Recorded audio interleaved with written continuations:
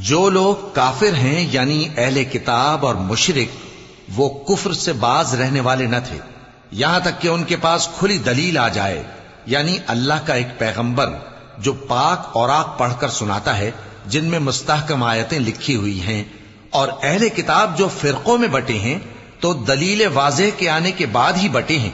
حالانکہ ان کو حکم تو یہی ہوا تھا کہ اللہ کی عبادت کریں، اطاعت کو اسی کے لیے خالص کرتے ہوئے یکسو ہو کر، اور نماز قائم کریں اور زکوٰۃ دیں، اور یہی مضبوط اصولوں والا دین ہے۔ وہ لوگ کافر ہیں یعنی اہل کتاب اور مشرک